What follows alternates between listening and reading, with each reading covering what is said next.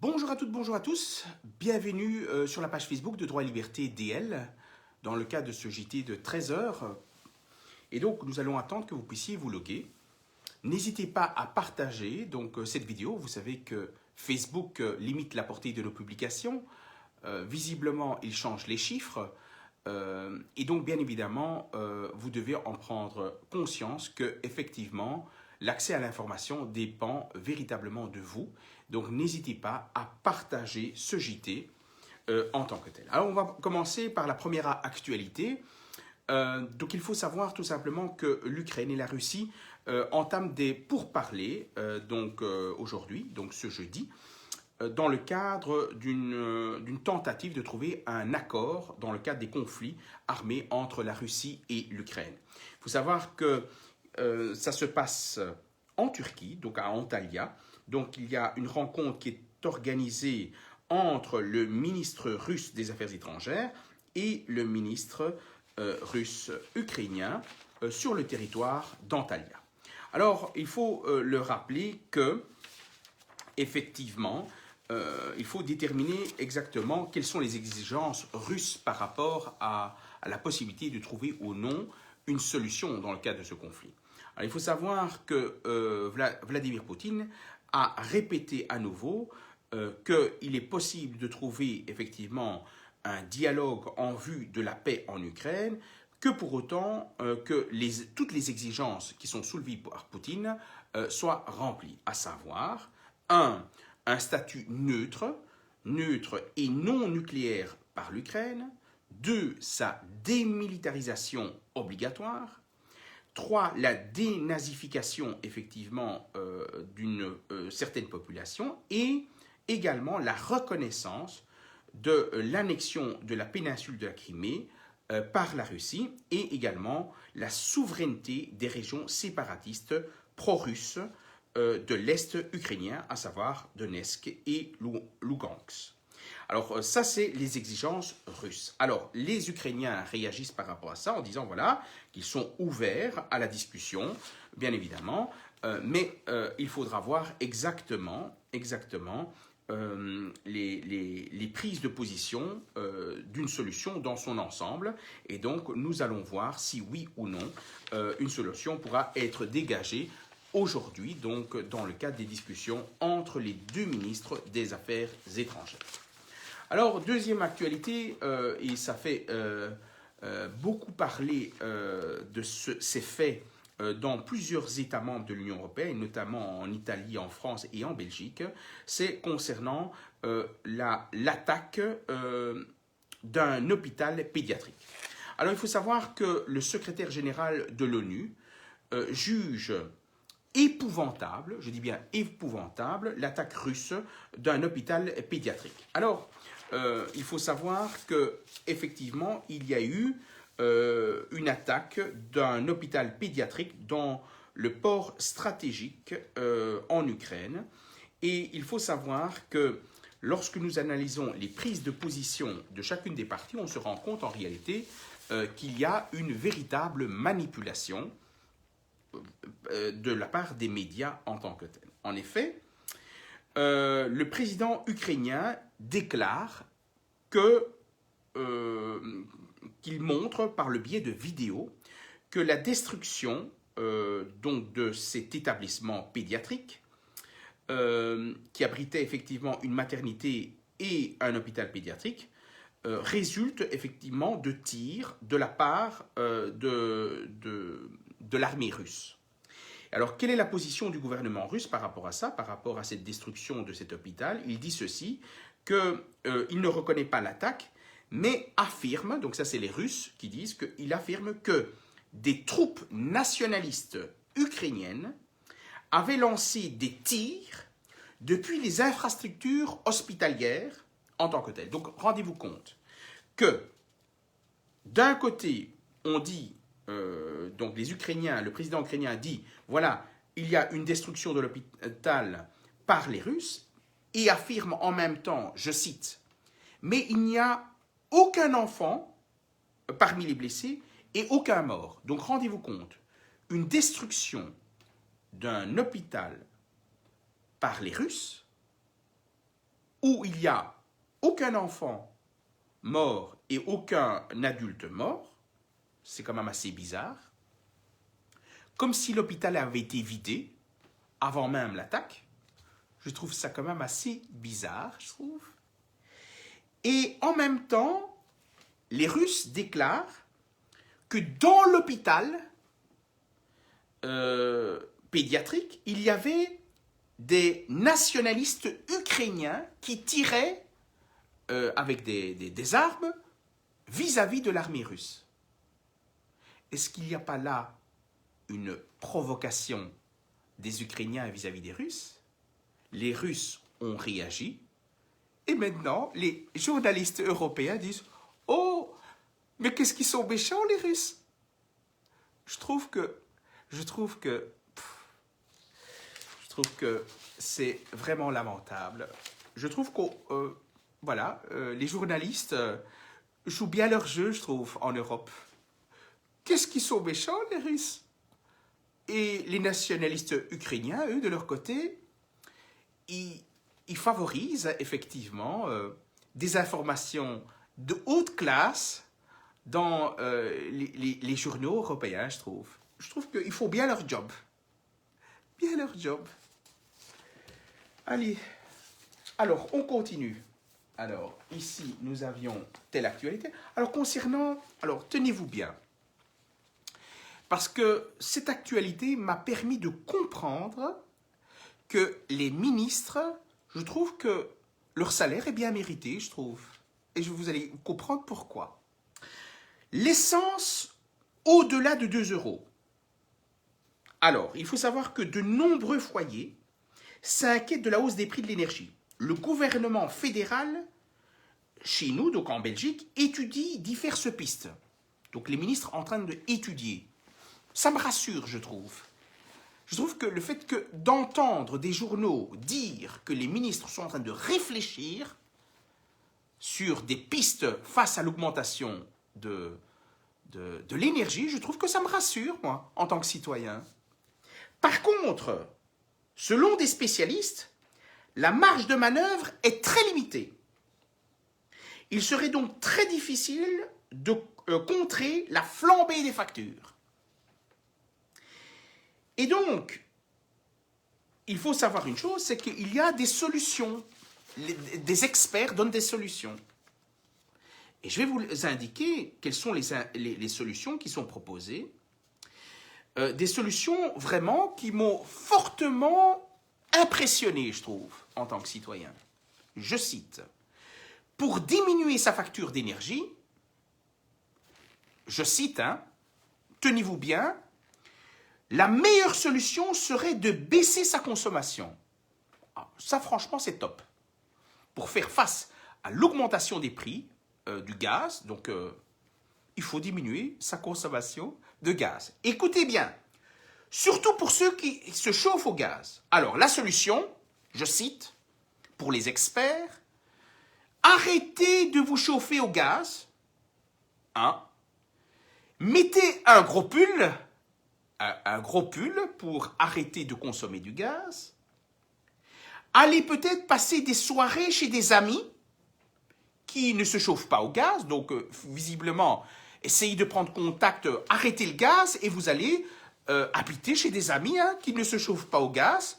Je trouve que voilà, parce que les prix sont absolument déraisonnables et impitoyables pour une bonne partie de la population. Donc, je résume la situation. Les ministres vont réfléchir comment on doit faire pour pallier à cette flambée de gaz. Par contre, ce qui m'étonne, c'est qu'ils ne réfléchissent pas, visiblement, lorsqu'ils ont pris position vis-à-vis du conflit armé entre la Russie et l'Ukraine, où il était envisageable que les prix allaient augmenter si l'Europe se positionne et prenne des sanctions drastiques vis-à-vis de la Russie. Ça, on ne réfléchit pas. Par contre, ils sont en train de réfléchir sur la flambée du gaz et comment les citoyens vont faire pour pallier au gaz, à cette flambée de gaz. Mais des spécialistes disent qu'on ne pourra rien faire. Moi, je trouve que... Et la solution, c'est vraiment... Et ça m'impressionne, des experts et surtout des ministres et des politiciens qui réfléchissent. Ça m'impressionne. C'est de ne pas consommer de gaz, de mettre non pas des pulls, mais des gros pulls, et d'habiter chez des amis qui ne consomment pas de gaz. Alors que 29% de la consommation en énergie, en Belgique, c'est le gaz. Donc il faut commencer à chercher très loin pour trouver des amis qui ne se chauffent pas au gaz. Donc on peut trouver peut-être des amis qui chauffent au rayon de soleil. Et ce qui est rassurant aussi, c'est par ailleurs ce qui est rassurant de la part des politiciens belges, je cite, ils disent que comme il fait beau maintenant, il y a le soleil, eh ben, c'est rassurant. Donc, vraiment, et c'est vrai que j'ai remarqué une chose aussi, c'est que avant le conflit, je ne sais pas si vous avez remarqué, mais avant le conflit, il y avait des nuages énormes. Il faisait très mauvais. Et depuis qu'il y a eu le conflit armé, le soleil est apparu tout seul. Tiens, on ne conditionne pas le climat. Les Game Thrills, par exemple, je trouve qu'il n'y a plus d'avions qui passent maintenant. Je trouve que le ciel est très beau. Voilà. Donc, ce que je veux dire, c'est qu'à toutes celles et ceux qui veulent savoir ce que font les politiciens, notamment, c'est qu'ils sont en train de réfléchir sérieusement, mais donc la piste, c'est d'acheter les gros pulls. Vous pensez que... Alors moi, je me pose la question, je sais que les politiciens ont décidé de donner des chèques cadeaux de 100 € par ménage. Et je me pose la question s'il y aura également la livraison des gros pulls. Mais j'espère qu'on pourra au moins choisir la couleur des pulls, hein. Et j'espère qu'on ne va pas me mettre le drapeau de l'Ukraine dessus, hein. Donc j'espère, en tout cas, j'espère que quand même, on pourra choisir le drapeau aussi. Et j'espère que ça ne sera pas le drapeau européen aussi, hein, avec certains politiciens, têtes de politiciens dans les pulls, hein, aussi, hein. Bon. Alors, autre actualité, et là j'ai trouvé ça aussi étonnant. Changement dans les écoles. Alors, en septembre, l'élève aura un carnet de bord. Ah, le carnet de bord est un document personnel des élèves, élaboré par lui, qui devient acteur et plus spectateur. Il devient acteur. À partir de septembre, il sera acteur de son apprentissage. Ah, et de son orientation. Il concernera tous les élèves jusqu'au secondaire et donc dès la rentrée prochaine. Tiens, comment ça se fait que à partir de septembre, il y aura un carnet de bord, un carnet d'apprentissage pour les élèves? Alors c'est vrai que je me pose des questions. Je me pose des questions parce que je me dis, tiens, pendant 2 ans, avec le Covid, on a massacré l'apprentissage. On a massacré l'apprentissage des élèves. Ce qu'on ne dit pas, c'est que grâce vraiment aux politiciens belges, qui sont vraiment, dont franchement la rémunération se justifie, hein, même les cumuls des mandats, je trouve que ça m'impressionne. Je ne sais pas, il y a certains qui exercent plusieurs mandats, 7, 10 mandats, et pourtant, on n'a que 24 heures, et ils arrivent à faire tout ça. Moi, je trouve que ce sont des surhumains, je trouve. Je trouve que ce sont des surhumains. Je trouve que ça m'épate, ça m'impressionne, ces politiciens. De plus en plus. Et donc, pour revenir à nos moutons, parce que visiblement, on m'a indiqué que il allait y avoir peut-être, j'espère, de moins en moins de moutons dans les prairies. Alors, hein, c'est ce qu'on dit. parce que moi j'aime bien le mouton. Hein. Je ne sais pas si vous aimez. Moi, j'aime bien, surtout pour le barbecue, je trouve que le mouton, surtout, c'est une belle période. Maintenant, il y a du soleil. Hein. Eh bien, j'espère que les moutons, on en aura sur nos assiettes. Hein, c'est ce qu'on dit. Et donc, ce qui est étonnant, c'est qu'on dise qu'on va mettre maintenant un carnet de bord et vraiment, on va responsabiliser les enfants qui ont 6 ans, qui vont avoir un carnet de bord, qui seront acteurs, et même de son orientation. Pourquoi? Eh bien, pendant 2 ans, on nous a mis les enfants à la maison. Les enfants ont été vraiment responsables de leur apprentissage, où l'apprentissage a chuté pendant 2 ans, des lacunes comme des maisons s'en suivent, le niveau d'apprentissage diminue, et maintenant, on va faire comme le test PCR, hein, ici le carnet de bord, c'est la même chose. On va recenser maintenant le niveau des élèves, surtout de la Belgique, en tout cas à Bruxelles et en Wallonie, et on va voir, tiens, quel est l'impact de l'apprentissage sur 2 ans. Et donc, qu'est-ce qui va se passer? Il va se passer qu'on va dire, mais tiens, qu'est-ce qu'on va faire? Est-ce qu'on va changer le programme? Est-ce qu'on va prévoir l'étape de multiplication, on va aller jusqu'à 5 et pas jusqu'à 10? Parce que c'est trop difficile maintenant, hein, parce que maintenant, il faut trouver des solutions. Hein. Alors, ceux qui ne savent pas suivre, ils devront trouver d'autres orientations hein, d'apprentissage, du technique, ou peut-être, voilà. Et pour les enfants qui s'accrochent, là, à ce moment-là, on va tailler sur mesure une nouvelle formation. Et par contre, les responsables de cette chute du niveau d'apprentissage, ça on ne dit pas. On ne dit pas d'où ça vient. D'ailleurs, le Covid, on ne sait pas d'où ça vient réellement. Hein. Le Covid, on nous dit que ça vient de la Chine, d'autres nous disent que ça vient de l'Afrique du Sud. Alors maintenant, ça vient de l'Angleterre. Par contre, moi, personnellement, je ne comprends pas d'où ça vient la chute du niveau des élèves.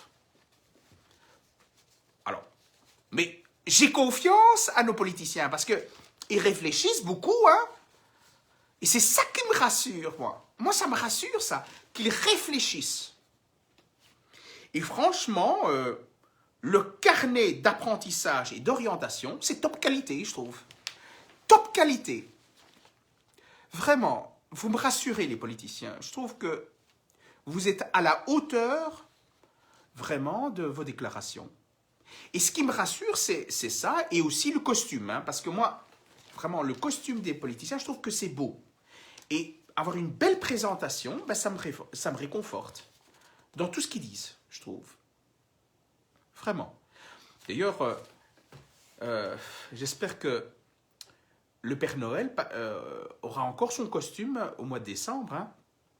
J'espère que le prix des vêtements n'aura pas un impact pour le Père Noël. Hein. J'espère qu'il aura quand même la cape et son traîneau. Hein. J'espère que...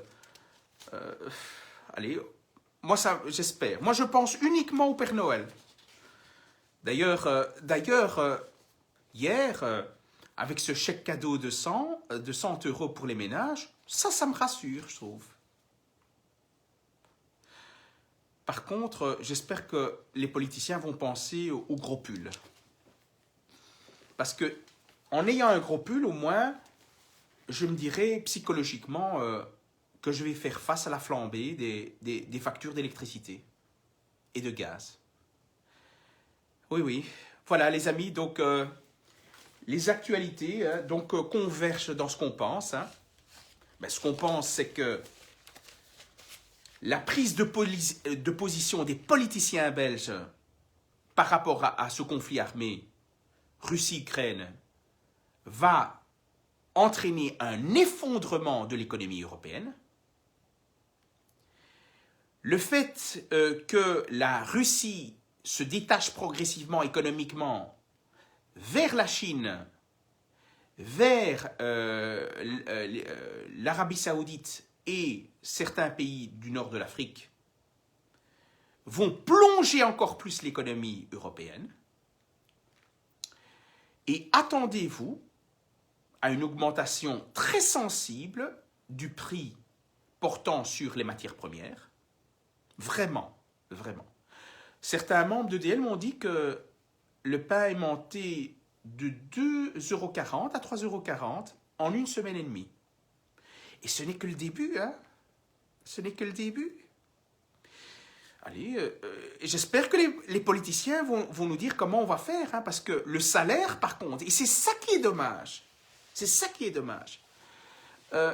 J'espère que les politiciens belges vont essayer de nous trouver une solution par rapport à l'augmentation des salaires. Parce que l'augmentation des prix, manœuvrer ça, c'est très facile, hein. Une petite guerre qui dure depuis 2014, et maintenant ça sort pile poil, juste fin février, là où le Covid a quasi disparu, et qui a plombé notre économie, et la relève, c'est le conflit, Ukraine, Russie, vraiment pile poil, mais je trouve que c'était trop pile. Il faudrait quand même qu'on puisse jouer à pile ou à face, hein. J'aurais peut-être même... je vais peut-être utiliser une pièce de monnaie pour déterminer ce qui va se passer à l'avenir. Hein. C'est tellement simple à comprendre que je ne comprends pas comment ça se fait qu'il y a des manifestations par rapport à l'Ukraine, hein, en Belgique. Moi, je ne comprends pas. Moi, je ne comprends pas comment ça se fait que des opérateurs se retrouvent avec, à mettre invasion Ukraine dans les GSM. Je ne comprends pas. Vraiment, j'espère que je n'aurai pas, quand j'irai à la boulangerie, j'espère que je ne vais pas me retrouver avec le drapeau ukrainien dans les emballages de la boulangerie ou du boucher. Hein. J'espère pas. Hein. Sinon, on risque encore une augmentation du prix. Hein. Et oui, les amis, c'est ça le problème. Et le problème, c'est que, on l'a dit, hein, les économistes belges l'ont clairement dit, hein, grâce aux politiciens belges, la crise économique va durer entre 5 et 10 ans. Et les revenus ne vont pas suivre. Ils ne vont pas suivre, malheureusement.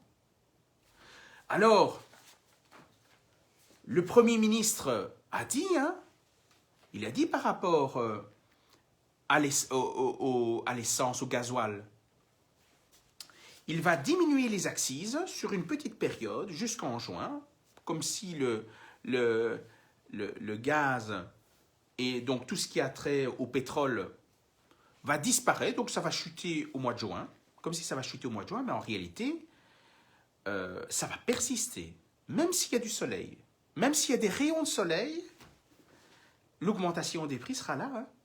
Le soleil ne pourra rien faire. La rupture des relations économiques et diplomatiques entre la Russie et le reste de l'Europe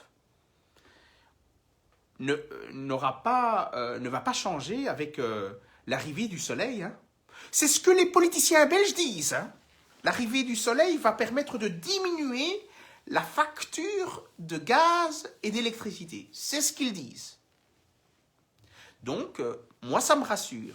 D'ailleurs, je ne vois pas le soleil, je vois le ciel bleu de par cette fenêtre. J'espère que dans ce que je dis, hein, c'est que ceux qui ont des petites économies en banque, de connexion, ici j'ai un problème de connexion Internet. C'est la première fois que j'ai maintenant ici un problème de connexion Internet, pourtant je ne suis pas dans les manifestations. Hein. Ah, un problème de connexion Internet. Bizarre ça, bizarre. Je ne vais plus parler du conflit entre la Russie et l'Ukraine. J'aurai un peu plus de chance en termes de connexion. Alors, le premier conseil que je peux vous donner, c'est que si vous avez des petites économies en banque, des petites, Un, acheter de l'or. D'accord? La première chose. Il faut savoir que l'or est une valeur sûre, une valeur très sûre au niveau de l'investissement. Vous n'allez jamais perdre, en général, vous ne perdez pas d'argent en achetant de l'or. D'ailleurs, en près de 2 ans de temps, on a fortement augmenté. Hein. Donc on est passé de 35 à 40 000 euros le kilo à près de 60 000 euros le kilo maintenant. Donc le prix a augmenté et va encore augmenter. Vous savez pourquoi ça va augmenter? Vous savez pourquoi l'or va encore augmenter? Ben, très simplement parce que comme les gens, les citoyens, face à cette augmentation de prix, bien évidemment, ne vont pas investir parce qu'effectivement, il y a une crise économique, eh bien, qu'est-ce qui va se passer? C'est que l'argent va rester dans les banques. Et le problème, c'est que comme cette crise économique et politique va continuer, la valeur de l'euro chute et continue à chuter. Hein. Avant, l'euro avait une valeur au-dessus du dollar, maintenant c'est en dessous du dollar. Merci les Américains. Hein. Et grâce aux Américains, grâce à qui sont là, hein, qui nous vraiment moralement, moi je trouve que moralement, grâce à l'OTAN, je me sens en sécurité, je trouve, grâce à l'OTAN.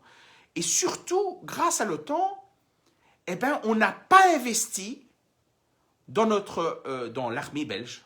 Il y a eu de moins en moins d'investissements pour notre armée belge. Pourquoi? Parce que psychologiquement, j'ai l'OTAN et les Américains qui vont nous protéger. C'est ça le problème. Et donc, si vous avez des petites économies, investissez dans l'or, mais surtout n'investissez pas dans les briques. Parce que si vous devez faire un prêt et que vous devez vous acheter quelque chose, vos petites économies, vous achetez une maison ou un appartement, mais comme les prix vont fortement augmenter et comme votre revenu va toujours se stabiliser, vous risquez sérieusement de ne plus pouvoir rembourser votre prêt. Surtout que la crise économique va entraîner effectivement des pertes d'emplois. C'est clair. Encore et encore plus. Le Covid, c'était que le début. Mais cette crise va être drastique. Et donc, ça veut dire quoi? Ça veut dire que vous avez un risque que vous ne puissiez plus rembourser votre prêt. Donc, si vous n'avez pas acheté, n'achetez pas. Parce que non seulement vous risquez d'être dans difficultés financières, mais en plus, vous aurez la corde au cou. Mais une corde non pas en paille, hein, mais une corde en acier. Et quand vous avez une corde en acier, c'est un point de non-retour. Donc le conseil qu'on peut vous donner, c'est d'investir le cas échéant en or. Et si vous n'avez pas beaucoup d'économies, n'investissez pas dans les briques avec un crédit hypothécaire. Parce que là, je vous assure que vous allez passer vraiment, vous serez dans des difficultés, vraiment, sérieuses. Alors, pour le reste, vous savez également aussi, c'est que nous avons mis en place une action DL. Une action DL qui vise à secouer un peu le cocotier vis-à-vis des politiciens.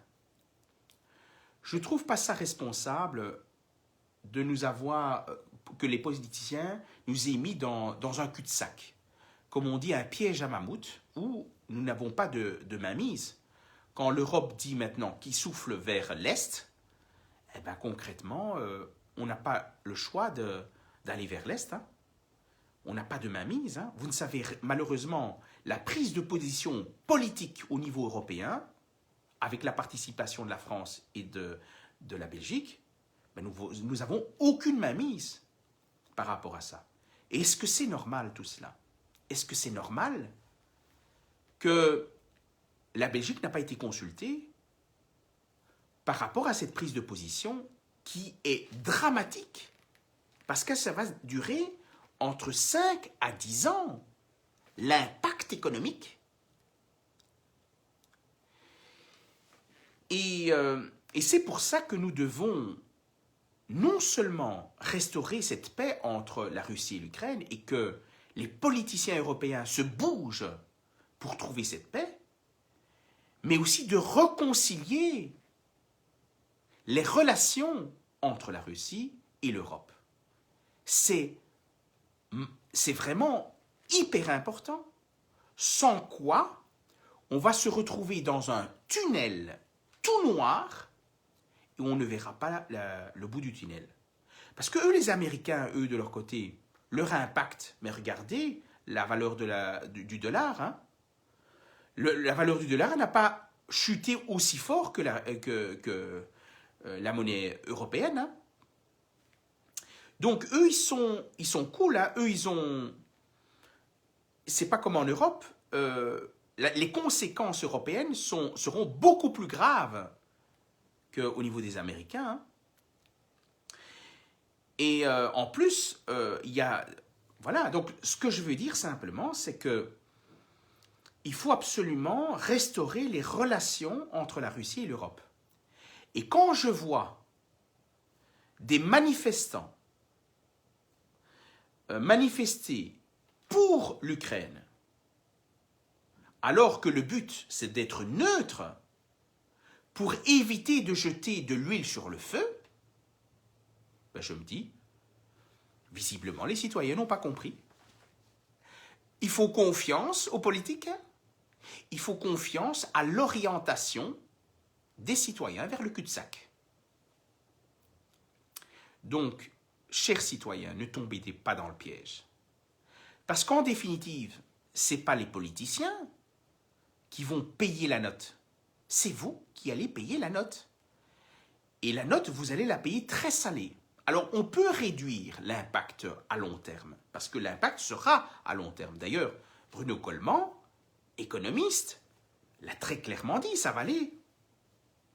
aura un impact à très long terme. Sauf, et ça, c'est ce que je pense, et ça, c'est si on arrive à restaurer rapidement les relations avec la Russie.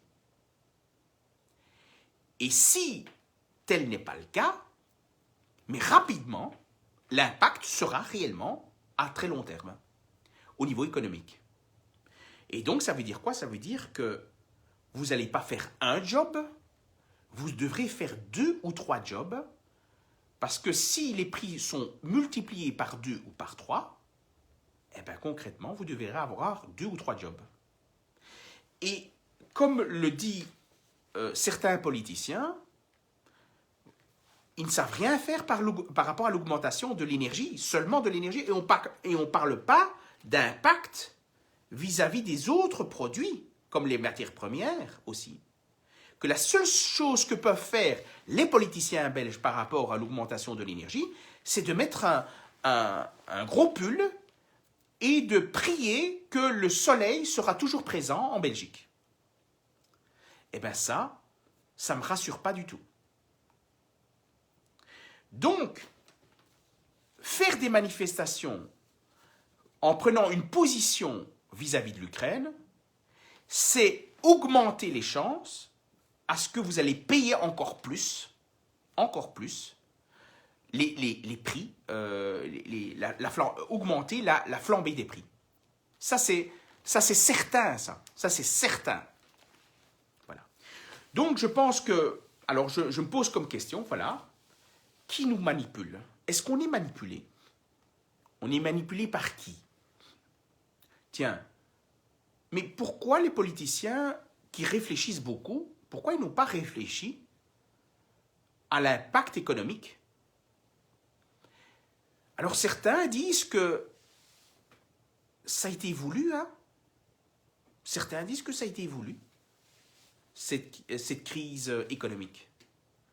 Certains disent que on veut mettre à mal l'économie européenne. Alors, je me pose des questions aussi. Hein. Vous savez, lorsqu'il y a eu la guerre 40-45, il y a eu un effondrement économique, et les Européens ont vraiment beaucoup travaillé, beaucoup investi. Il y a eu des gens qui ont fait des sacrifices. On a eu une remontée de l'économie, mais vraiment très très importante. est vraiment très très importante, au point où l'Europe constituait une véritable puissance économique. Et maintenant, est-ce qu'il y a eu la peur des Américains face à ça? Je me pose des questions. Est-ce que il n'y avait pas un risque d'indépendance de l'Europe face aux Américains? Je me pose cette question aussi. Et donc, je me dis, mais tiens, si tout le monde perd des billes et beaucoup de billes en Europe, et qu'il y a un affaiblissement de l'économie en Europe, on va toujours rester à l'OTAN, hein? Et on sera toujours les amis des Américains. Voilà. Je me pose des questions, moi. Et j'espère que vous vous en posez aussi. Parce que si vous vous en posez, c'est rassurant.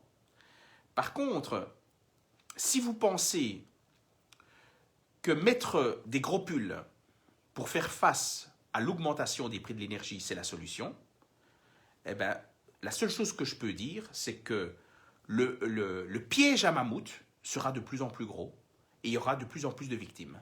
Voilà. Donc, en conclusion, chers amis, soyez acteurs et pas spectateurs. Ça, c'est un. Ne croyez pas ce qu'on vous dit, mais plutôt essayez de prendre un peu de temps pour lire et lire les bonnes informations. Parce qu'en lisant les bonnes informations, vous allez vous rendre compte qu'en réalité, les politiciens belges, ce sont vraiment des choux. C'est-à-dire des gens vraiment qui méritent vraiment leur salaire. Vous allez comprendre ça. Allez les amis, on se voit demain pour le JT de 13h.